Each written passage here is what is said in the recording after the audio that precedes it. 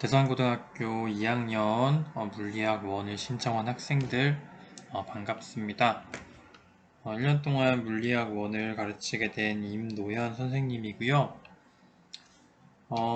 자, 오늘 이제 첫 시간을 할 건데 본격적인 수업을 하기에 앞서서 선생님이 간단하게 우리 앞으로 수업을 어떻게 할 것인지에 대한 오리엔테이션을 진행을 하고 그 다음에 본격적인 수업을 시작을 하겠습니다. 현재 시간은 새벽 3시고요. 물리학 원 선생님이 수업 영상을 찍기 위해서 지금 새벽 3시까지 잠을 자지 않고 영상을 찍고 있다는 거를 여러분들이 꼭 명심해두고 열심히 수업을 들어야겠죠. 열심히 수업을 좀 들을 수 있었으면 좋겠고요. 일단 자, 수업에 대한 오리엔테이션을 먼저 진행을 하겠습니다. 한 주에 총 4차시의 수업이 개시가 될 예정이고요. 일요일 밤에 일괄적으로 수업이 개시가 될 예정입니다. 대략 30분 정도의 영상을 보고 그 다음에 문제 프린트를 수행하는 것으로 한 차시를 진행을 하겠습니다. 오늘 첫 시간에는 따로 문제 프린트가 제공이 되지 않는데요. 다음 주부터는 학습 프린트와 문제 프린트가 동시에 제공이 돼요. 그래서 여러분들이 한 차시의 수업을 할 때 총 2장의 프린트를 준비해서 그렇게 수업을 하는 식으로 진행을 하겠습니다.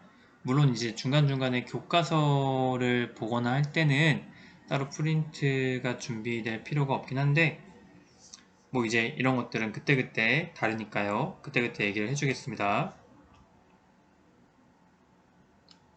그리고 이제 여러분들은 처음으로 온라인 클래스 수업을 들을 텐데 자신만의 시간표대로 수업을 진행하시면 돼요. 꼭 선생님이 지정해준 담임 선생님이 지정해준 너희들만의 시간표 과목에 맞춰서 수업을 들을 필요는 없고요. 만약에 내가 나는 오늘 물리학 수업을 3시간 연속으로 듣고 싶어 라고 하는 사람들은 그렇게 하셔도 돼요.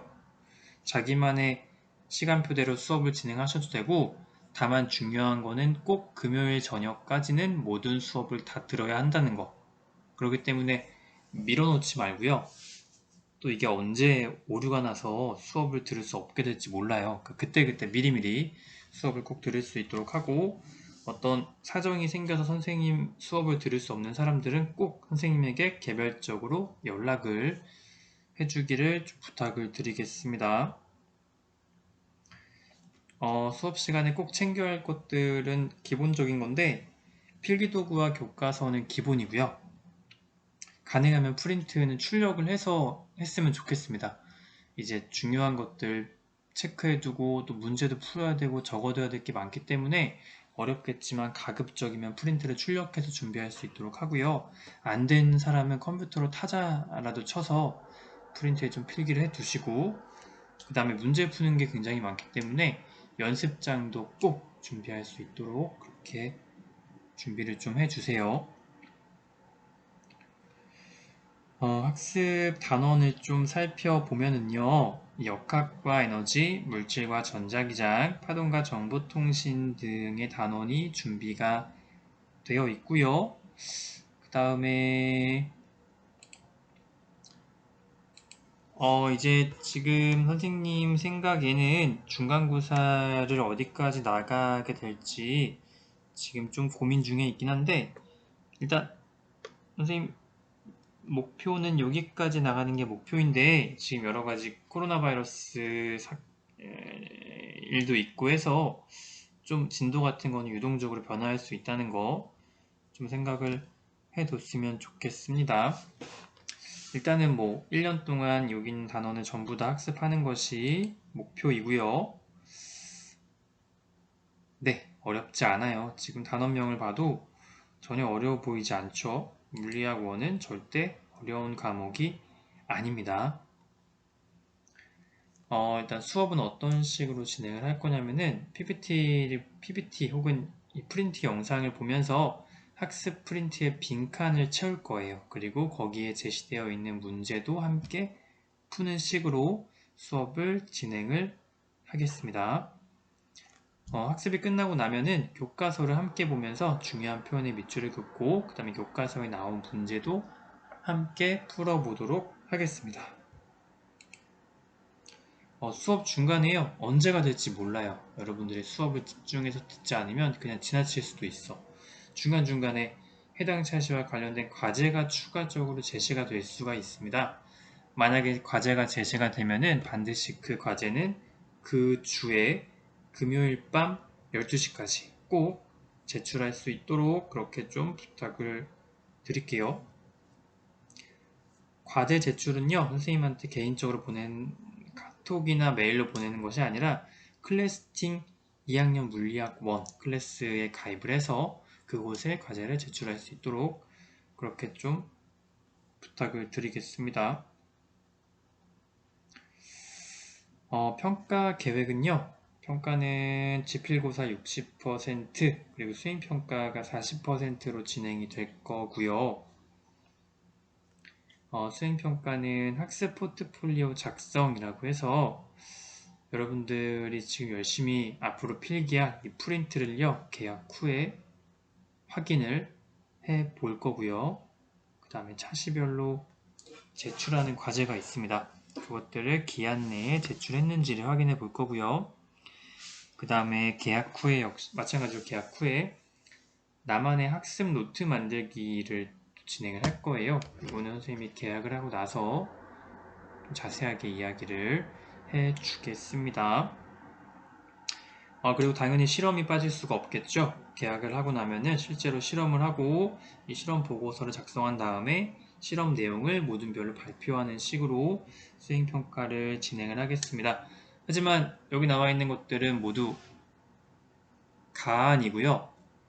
지금 여러가지 어려운 상황에 처했기 때문에 여러가지 것들이 유동적으로 변할 수 있다는 거를 꼭 명심을 해두고 그 다음에 수업을 들으면 되겠습니다. 자, 이 물리학 1 과목은요, 어렵지 않습니다. 많이들 어려울 거라고 생각을 하는데 생각보단 쉬워요. 생각보단 그렇게 어렵지 않아요. 생각보다는 할만해요. 하지만 꼭 중요하게 여러분들이 해줘야 될 게 차시별로 기본적인 수식 같은 게 굉장히 많습니다.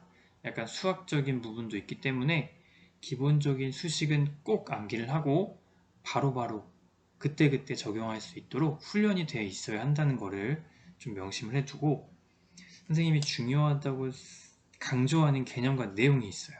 이 부분은 꼭 이해하고 넘어가고 이해가 안 되면 2번 보고 3번 보고 4번 보고 5번 봐서 꼭 그 부분을 이해하고 넘어가야지 이 또 물리학은 또 연계가 되거든요. 뒷부분하고 앞부분하고 앞에서 내가 뭔가를 이해하지 못하고 넘어가면 뒷부분도 이해할 수 없을 가능성이 높아요.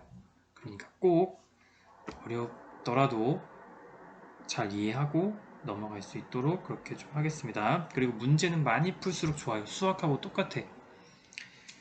많이 문제를 풀어볼수록 그것이 훈련되고 이해가 더 쉽게 될 수도 있어요. 꼭 문제를 풀면서 개념들을 처음 이해했던 개념들을 다시 한번 곱씹어보고 또 심화해서 이해할 수 있도록 문제를 많이 풀어볼 수 있었으면 좋겠습니다.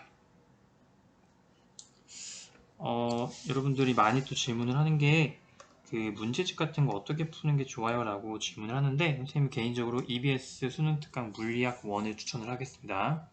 이건 또 계약해서 다시 한번 이야기를 해 줄 거긴 한데 그리고 선생님이 제공해주는 학습지와 문제 프린트만으로도 충분할 수도 있어요.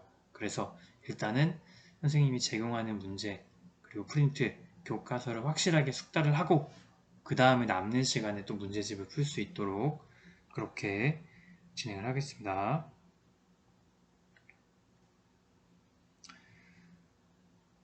자, 여기까지 오리엔테이션을 좀 마치겠고요. 지금부터 바로 또 수업을 진행을 할 건데, 선생님이 앞서 온라인 클래스에 올렸던 첫 번째 학습지를 꺼내서 한번 같이 보도록 하겠습니다. 여러 가지 운동 프린트를 꺼내주시면 되겠습니다.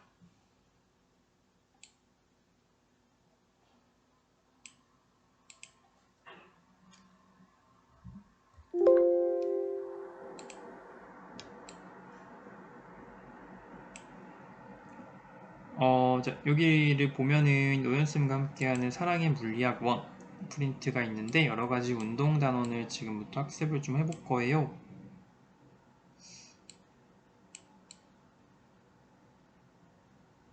선생님이 좀 화면 조정을 좀 할게요. 화면 조정을 좀 하고 이렇게 화면 조정을 좀 하고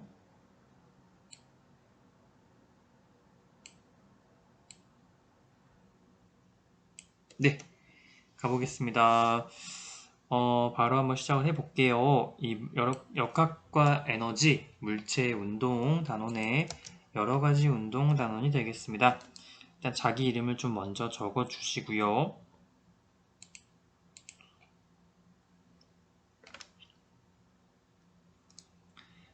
좋아요. 이름을 다 적었을 거라고 생각을 합니다. 운동의 표현, 속도와 가속도 먼저 학습을 해보겠습니다. 1학년 통합과학 시간에 이 시간과 거리, 속도 이 개념에 대해서 우리가 조금 학습을 했었는데 그때 여러분들이 많이 좀 어려워했던 게 좀 기억이 나요. 그래서 선생님이 다시 한번 좀 더 자세하게 쉽고 자세하게 한번 학습을 해볼 테니까 좀 어렵지 않게 이해를 할 수 있을 거라고 생각을 좀 해요. 일단은 한번 같이 보도록 하겠습니다.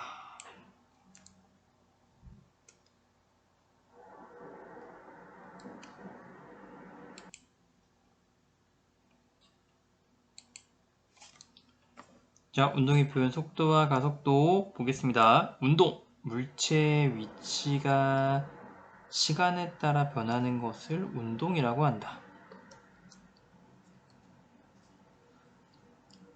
운동이라고 하는 것, 우리가 일상생활에서 하는 그런 운동이 아니라 과학에서, 물리학에서 이야기하는 운동은 물체가 시간에 따라 변하는 것을 가만히 정지해 있거나 멈춰 있거나 모양이 일정한 것이 아니라 시간에 따라 무언가가 변화하는 것을 운동이라고 하는 거예요. 그래서 운동을 보면은 이동거리와 변이라고 하는 두 가지가 있는데 우리 1학년 때 배웠던 분명히 기억이 있을 거예요. 첫 번째, 이동거리라고 하는 것은 물체가 이동한 경로의 길이로 크기만 있고 방향이 없는 물리량이다 라고 적어주면 되겠습니다. 뭐가 없다? 방향이 없다. 두 번째, 이동거리가 있고 어떤 것이 있다? 변이라고 하는 게 있습니다. 변, 위, 두 가지가 있는데 변이는 처음 위치에서 나중 위치까지의 위치 변화량을 변이라고 하는 거예요. 이 경우에는 크기와 방향이 있습니다. 그래서 변이의 크기는 처음 위치와 나중 위치를 이은 직선거리가 변이의 크기가 되고 변이의 방향은 처음 위치에서 나중 위치를 향하는 방향이다. 자, 우리 1학년 때 이동거리와 변이를 구분하는 거를 학습했었는데 아마 기억이 안 나는 친구들이 있을 것 같으니까 다시 한번 좀 이야기를 해줄게요. 이동거리는요, 크기만을 나타내는 것입니다.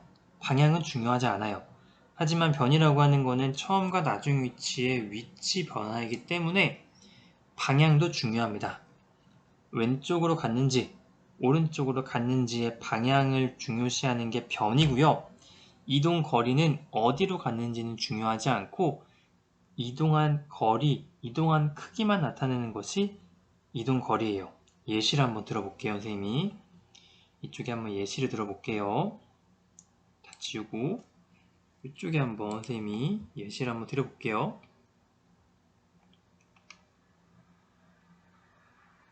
아이고,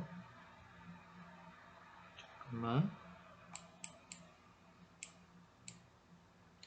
한번 여기다 한번 적어볼게요. 어떤 친구가요. 가만히 정지했던 친구가 요렇게 왼쪽으로 10m만큼 이동을 했습니다.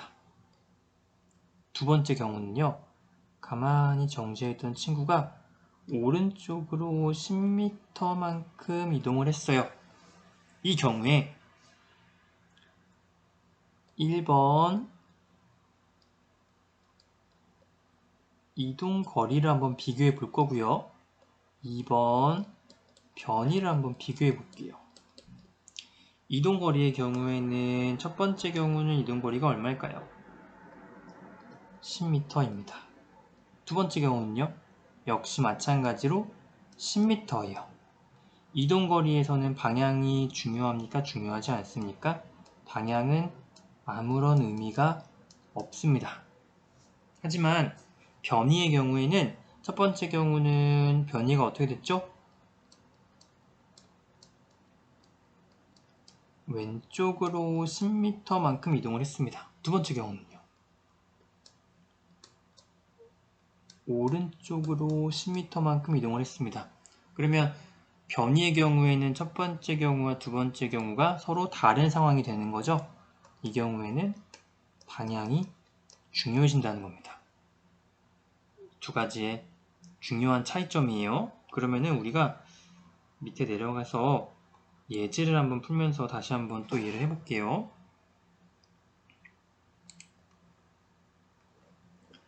기본 예제 1번. 어떤 문제고 하니까 P에 위치해 있던 친구가요. P에 위치해 있던 친구가 이만큼 20m만큼 이동했다가 동쪽으로 20m만큼 이동을 했다가 다시 서쪽으로 10m만큼 돌아왔습니다. 이 경우에 P에서 Q까지 이동거리는 얼마일까요?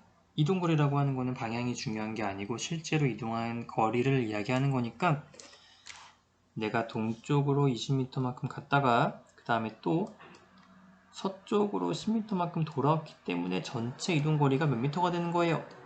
30m가 되는 겁니다. 맞죠? 그 다음에 두 번째, P에서 Q까지의 변이는 어떤 쪽으로 몇 미터가 되는 겁니까? P에서 Q까지의 변이는요, 변이라고 하는 건 아까 뭐였지? 처음과 나중 사이의 직선 거리라고 했습니다. 그러면은 어떤 방향으로? 동쪽으로요. 얼마가 이동한 거지? 결과적으로 10m만큼 이동을 한 거죠. 그래서 변이는 P에서 Q까지의 변이는 동쪽으로 10m 이동한 게 되는 거예요. 변이는 처음과 끝 사이의 직선 거리니까. 하지만 이동 거리는 30m가 되는 거지. 이처럼 변이와 이동 거리에 차이가 생겼습니다. 어렵지 않죠? 그러면요, 한 방향으로 운동하는 경우에는 거리와 변이가 차이가 있을까요? 없을까요? 지금 이 경우에는 이런 차이가 생긴 이유가 뭐냐면은 운동의 방향이 어떻게 됐어요? 운동 방향이 일정하지 않고 운동의 방향이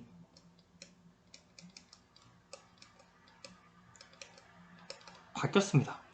근데 만약에 운동 방향이 바뀌지 않고 한 방향으로만 쭉 간다고 한다면 이동거리와 변이가 차이가 있을까요? 없을까요? 차이가 없을 거예요. 같을 거예요. 하지만 운동 방향이 바뀌어버리면 이동거리가 큰가요? 변이가 큰가요? 이동거리가 더 커지는 겁니다.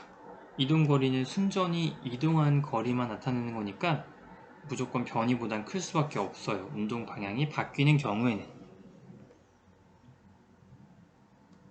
자, 여기까지 조금 복잡할 수도 있는데 이해가 안 되는 사람들은 잠깐 일시정지 눌러놓고 다시 한번 꼼꼼하게 살펴보면서 자기만의 한번 이해를 한번 해볼게요.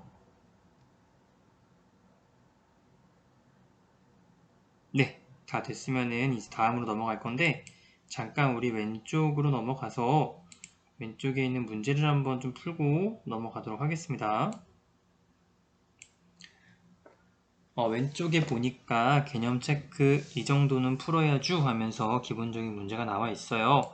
앞으로 항상 문제를 풀 때는 잠깐 일시정지를 꺼놓고 본인이 직접 문제를 풀어보고 그 다음에 선생님의 해설 강의를 들을 수 있도록 그렇게 좀 해주세요. 직선 경로를 따라 운동하는 물체의 운동 방향이 변하는 경우 운동 방향이 변하는 경우에는 이동거리가 클까요? 변이가 클까요? 이렇게 한번 예시를 선생님이 들어볼게요. 어떤 물체가 있는데 운동을 요렇게 가다가 요렇게 꺾어서 했습니다. 그런데 만약에 요 거리가 3m고 요 거리는 4m야. 그럼 이 친구 경우에는 이동거리가 몇 미터죠? 이동거리가 7m가 되지. 변이는 처음과 끝 사이의 직선거리이기 때문에 피타고라스 정리에 의해서 얼마가 나오지? 5m가 나옵니다. 누가 더 크죠? 이동거리가 큽니다. 운동 방향이 변하는 경우에는요, 이동거리가 변이의 크기보다 커요. 그래서 크다가 맞습니다. 다음에 한번 내려가 볼게요. 이번에는 철수가 원둘레가 50m인 운동장을 도는데 10초가 걸렸대요. 한번 풀어볼게요. 이동거리가 얼마가 될까요? 원둘레가 50m인데 좀 문제가 좀 부족한 것 같은데 한 바퀴 돌았다고 지금 얘기가 돼 있는 거죠. 이동거리가 얼마일까요, 그러면? 한 바퀴 뺑그르르 돌았기 때문에 전체 이동거리는 50m가 될 거예요. 변이는요? 변이는 처음과 끝 사이의 직선거리라고 했는데 지금 철수의 경우에는 처음의 위치와 나중의 위치가 똑같죠. 그럼 변이가 있는 거야, 없는 거야? 위치가 변하지가 않은 겁니다.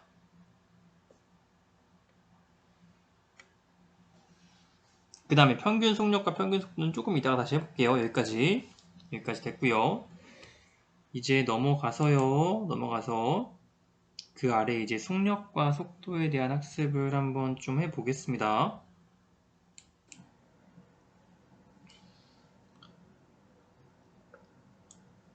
첫 번째, 속력이라고 하는 것. 속력은요, 단위 시간 동안의 이동 거리를 속력이라고 하는 거예요. 이동 거리, 단위 시간분의 이동 거리를 속력이라고 하는데 물체가 얼마나 빠른지, 빠르기를 나타낸 것입니다.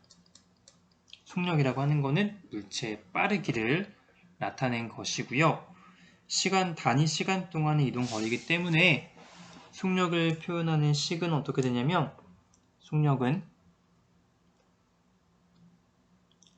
속력은요, 걸린 시간분의 이동 거리가 되는 거예요.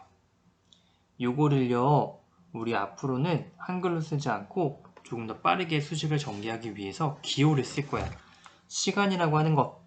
걸린 시간이라고 하는 것은 걸린 시간 t분의 이동 거리는요, 요렇게 쓸 거야. 델타 S라고 할 거예요. 여기서 이 S라고 하는 거는 우리 거리, 공간을 의미하는 알파벳 기호고요. 앞에 저 세모가 의미하는 거는 뭐냐면 세모가 의미하는 거는 여기다 다시 한번 좀 써볼게요. 세모라고 하는 것은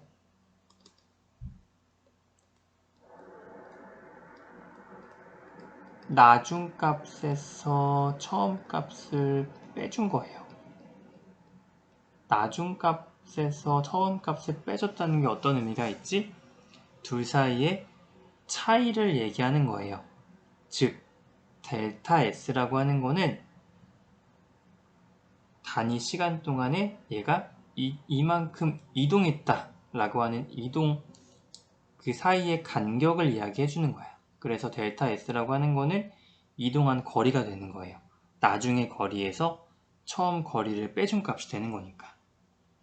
이 식은 꼭꼭 기억을 해 둘게요. t분의 델타 S. 근데 여기서 이 아래 시간은 델타 t라고 쓰기도 하고 그냥 편의상 그냥 t라고 쓰기도 해요. 기억해 주세요. 그 다음에 단위를 한번 표시해 보겠습니다. 우리 단위는요, 기본적인 단위는 시간분의 거리이기 때문에 아이고 색깔이 바뀌었네. 다시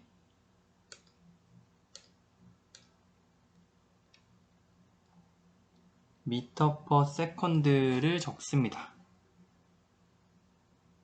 또는요, 미터 퍼 세컨드 또는 킬로미터 퍼 아워라고 하는 단위를 보통 적게 되겠습니다. 둘 중에서 미터 퍼 세컨드를 훨씬 더 많이 쓰여요. 기본적인 단위로. 그 다음에 평균 속력이라는 말이 나오는데, 평균 속력이라고 하는 말은 말 그대로 평균값이기 때문에 전체 이동하는 거리를 시간으로 나눈 값을 평균 속력이다 라고 이야기를 해요. 그 다음에 두 번째, 속도입니다. 속도. 우리 속력이랑 속도는 너무 중요하기 때문에 별표를 해둘게요. 속도는요, 속력과 어떤 부분이 다르냐면 단위 시간 동안의 거리가 아니고 단위 시간 동안의 위치의 변이를 속도라고 하는 거예요. 이 친구는요, 물체의 빠르기 뿐만이 아니고 아까도 얘기했지만 변이라고 하는 것은 거리와 다르게 빠르기와 방향을 함께 표현한다고 얘기했죠. 속도도 마찬가지예요. 속력은 단순히 빠르기만을 나타낸다고 한다면 속도라고 하는 것은 물체의 빠르기 뿐만이 아니고 운동 방향까지 함께 나타내는 것을 속도라고 하는 겁니다. 물체의 운동 방향도 함께 나타내는 것을 속도라고 하는 겁니다. 속도는요, 그래서 어떻게 표현할 수가 있냐면 걸린 시간분의 이동거리가 아니고 걸린 시간분의 변이가 되는 거예요. 걸린 시간분의 변이가 속도라고 하는 것이 되는 겁니다. 역시 기호로 표시해 보자면은 델타 t분의 아이고 잠깐만 델타 t분의 마찬가지로 델타 s라고 표시할 건데 요거는 참고로 그냥 알아만 두세요. 시험에 나오지 않을 건데 우리 속도라고 하는 거는 방향도 함께 표시한다고 했잖아요. 그래서 이 속력의 기호랑 좀 구분을 짓기 위해서 방향을 의미하는 요렇게 화살표를 적어주기도 해요. 요거는 그냥 참고로 알아두기만 하고 우리가 이번 시험에 나오진 않을 거예요. 단위는 마찬가지로 미터 퍼 세컨드를 쓰기도 하고 혹은 킬로미터 퍼 아워를 쓰기도 하는데 이 중에서 미터 퍼 세컨드를 훨씬 더 많이 사용을 할 거예요. 그 다음에 평균 속도의 크기, 평균 속도의 크기도 역시 전체 변이의 크기를 걸린 시간으로 나눈 값을 평균 속도의 크기다 라고 이야기를 하게 되는 것입니다. 여기까지 됐으면요, 우리 왼쪽으로 가서 문제를 한번 풀어볼게요. 자, 여기까지 개념이 좀 어려운 사람들은 잠깐 일시정지 눌러놓고 제대로 한번 이해를 하고 나서 그 다음에 문제를 풀 수 있도록 하겠습니다.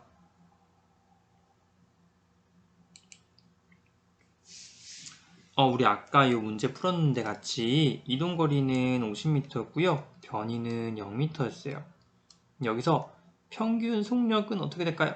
평균 속력이라고 하는 거는 시간분의 이동거리라고 했으니까 평균 속력 V는 V라고 표시합니다. 평균 속력 V는 시간의 10초분의 거리가 50m였기 때문에 평균 속력은 5m per second가 되는 겁니다.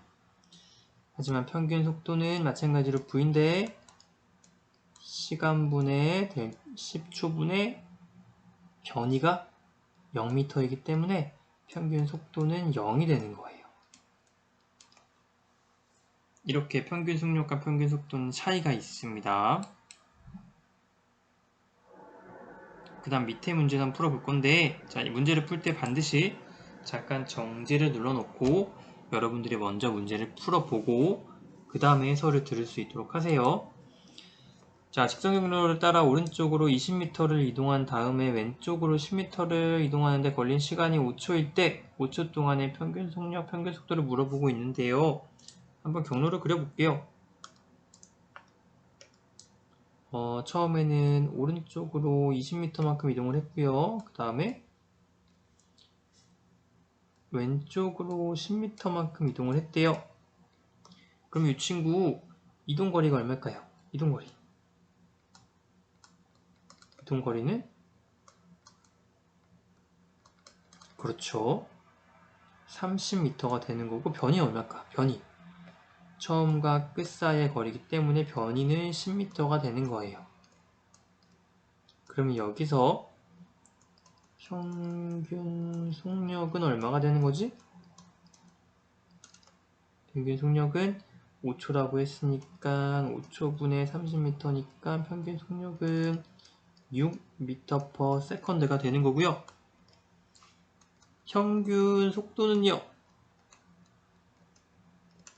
평균 속도는 마찬가지로 5초분의 10m가 되는 거니까 2m/s가 되겠습니다. 평균 속력은 6이고요. 평균 속도는 2가 되겠네요. 여기까지 어렵지 않을 거라고 생각을 좀 해요. 여기까지 좀 어려운 친구들은 조금 다시 각자 복습을 하고 그 다음 내용을 넘어갈 수 있도록 좀 할게요. 이게 어디 하나가 막히면은 그 다음 내용 학습해봤자 그 다음 내용도 어려울 수가 있거든. 반드시 그때그때 그 부분은 꼭 이해를 하고 넘어갈 수 있도록 그렇게 하겠습니다. 그 다음에 가속도까지 우리가 볼 건데 이 가속도라고 하는 거, 가속도는 뭐냐? 가속도 중요합니다. 단위 시간 동안의 속도의 변화량을 가속도라고 한다. 가속도는 속도 변화량을 걸린 시간으로 나눈 값으로 크기와 방향을 함께 나타내는 값이다. 방향도 들어가네요. 가속도에 대한 식을 한번 세워보도록 하겠습니다. 가속도는요. 이렇게 한번 적어볼게요. 걸린 시간분의 이동 거리도 변이도 아닌 걸린 시간분의 속도의 변화량이에요.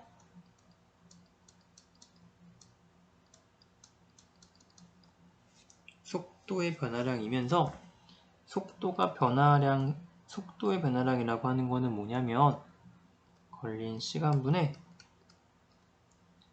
나중의 속도에서 처음 속도를 빼준 값입니다. 그것이 바로 속도의 변화가 되겠지. 나중값 빼기 처음값. 이렇게 적어주면 되겠습니다. 여기에서 단위는요. m/s가 아니라 m/s의 제곱을 쓰게 돼요. 단위 시간당 속도이기 때문에. 그래서 우리가 직관적으로 한번 이해를 해볼게요. 물체가 직선상에서 운동할 때 가속되는 방향이 운동 방향과 똑같으면 속력이 증가할까요? 감소할까요? 자동차가 움직이는 방향으로 가속을 해요. 속력은 당연히 증가할 거고요. 다음 두 번째, 움직이는 방향과 반대로 가속이 돼. 이 경우에 속력이 어떻게 될까요? 감소하겠죠. 가속도라고 하는 거는 시간에 대한 속도의 변화량을 표현하는 이야기입니다. 그러면요, 이 왼쪽에 있는 문제를 한번 풀어볼까요? 직선상에서 운동하는 물체의 운동 방향과 가속도의 방향이 반대면의 물체의 속력은 감소하겠죠? 그 다음에 아래로 내려와서요. 또 다시 한번 기본적인 문제를 좀 풀어볼게요. 이번에는 5m/s의 등속 직선 운동하는 물체가 2초 동안에 이동하는 거리를 물어보고 있습니다. 1초에 5m를 이동하는 물체예요. 1초에 5m를 이동합니다. 그러면 2초 동안에 몇 m를 이동했을까요? 그렇죠. 2초 동안에는 10m를 이동을 했을 겁니다. 암산으로 가능하죠? 그 다음에 그 아래 문제 한번 볼게요. 직선상에서 2m/s의 속력으로 운동하는 물체가 가속도가 운동 방향으로 2m/s의 제곱으로 일정화돼요. 그 말은 뭐다? 속도가 1초에 얼마씩 증가한다? 2m/s씩 증가한다. 그런데 얼마의 시간이 지났다? 3초의 시간이 지났기 때문에 처음에 2m/s의 속력이었던 물체가요. 1초 후에는 얼마가 되지? 속력이 4가 되고요. 2초 후에는 6이 되고요. 3초 후에는 8이 되겠네요. 그래서 정답은 8m/s. 여기까지 굉장히 조금 어렵고 난해한 사람도 있을 수 있는데 기본적인 기본적인 수식을 가지고 우리가 문제를 풀어갈 거기 때문에 일단은 여러분들이 오늘 시간에서 반드시 꼭 해야 될 거는 뭐냐면 속력과 속도의 차이를 꼭 기억을 해 두고요. 그 다음에 또 중요한 게 가속도라는 거는 대체 무엇인가? 이 두 가지는 이번 시간에 꼭 이해하고 넘어가야지 다음 시간 수업도 수월하게 들을 수가 있을 거예요. 자, 우리가 오늘 여기까지 일단 수업을 할 거고요. 지금 약 40분이 안 되는 시간 정도가 지났는데 남은 10분의 시간 동안은 여러분들이 노는 것이 아니라요. 지금까지 풀었던 문제를 연습장에 다시 한번 쭉 풀어보겠습니다. 선생님이 계약을 해서 검사를 할 거니까요. 남은 시간 동안 이 학습지에 나와 있는 문제를 다시 한번 차근차근 연습장에 쭉 풀어보면서 오늘 학습한 내용을 복습하는 그런 시간을 갖도록 하겠습니다. 자, 지금까지 고생 많았고요. 선생님 오늘 1차시 수업은 이걸로 마치도록 하겠습니다. 다음 시간에 우리 다시 만나도록 하겠습니다.